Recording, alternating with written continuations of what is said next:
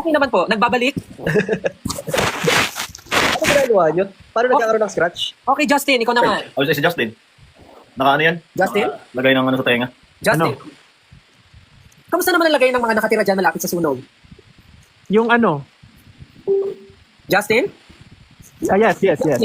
Yes. Kung samantalang nagkakagulong ang signal ni Justin, babalikan natin mamaya. Yes, tama ka dyan, Stel. Dito po ngayon sa sunog, malapit sa amin. Sobrang init daw. Natanong na namin ng isang residente dito. Nang dahilan daw ng sunog, sobrang hot ni Justin.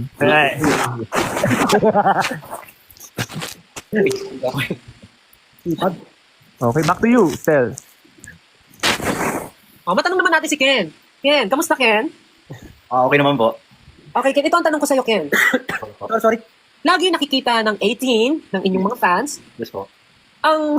Kainis?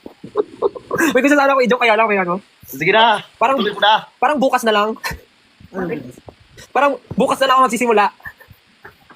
Ano ka? Anong bukas? Simula bukas. Sino ba yung nagsasabi ni Stel? Ano yun? Simula bukas. Ha? Gagi? Uy. Kaya matanong ko lang, sa dami-dami ng damit mo na pinag-i-investan mo, sa lahat ng kinikita mo, paano? Wala lang. Napaka-life changing ng sagot ng SB19, no? Pero alam ko, meron na pumalit yan. Si Pablo, binili. Ako na naman nakakita rito. Bakit? Kakabili mo lang ng Okay, nakaraan. SB19, maiba naman tayo. Malihis tayo sa release niyong simula at wakas. Sa achievements niyo, sa mga nararating na ngayon ng karir niyo, pag tinanong ko ba kayo kung sino sa inyo ang pinakamayaman, sino sa tingin niyo? Ikaw. I-try po natin i-search sa Google. I-google nyo, i-google. Sige nga, Google niyo. Richest member of SB19. Regrado, hindi na ako yan. Tingnan natin, ha? Oh my God! Teka lang, ha? Si Stel yan. Just Kalin! I-flip ko yung camera. Teka lang. Sige. Okay.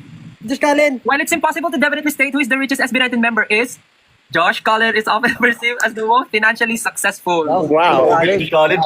Pengi pera. Kinuwali. Magbigay ko ng ano. Pengi pera. Josh Collin, pahingi naman Josh Collin. Yan ang kasi acknowledged as the group's financial leader. Gano? $1 sila, dollars. Grabe, Josh, pwede mo na palitan yung ano mo, yung tagline mo. Hi, I'm SB19's financial leader. Josh. Wala tayo yan. Hindi na charismatic member. Ako, ano lang ako. Nagtitipid. Tapos ang second at third nakalagay dito. Bahala, extra pa talaga. Extra mo si Pablo. Wala. Nawawala. Hindi ko si Pablo yung pinaka-hindi kasi di siya nagbabayad ng wifi. Napuputulan siya ng wifi. Wala siyang pambayad. Hindi. Hindi. Pag nag-aaltab, Wala, oo. Nawawala. kasi nakalagay doon. Other members like Justin and Ken. Nag-altab siya. Hello? Nag-altab. Tignan nyo, pang last ako, Josh Collin yung una, pangalawa Ken, Pablo third, Justin, tapos Ken. Kalokohan yan. Ako eh. Pero yung ano, pero yung kay Josh, ayan, maniniwala talaga ako dyan. Guys, ang yaman nyo na. Mag-send naman kayo ng gift sa akin, guys. Nag-host na ako. Josh, send naman ako ng gift.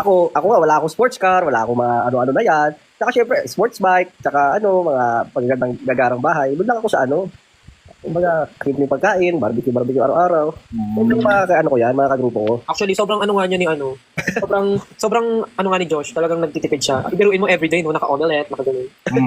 Omelette. Minsan nakita ko nag-steak, gano'n. Okay. Sabi. Pero nakakatawa lang kasi nakita sila ng papa niya. Papa. Hindi mo nakita ko video na parang na yung live natin dito. Baliw ka talaga. Naiyak nga ako eh. Tingin? Namumugto yung mata ko.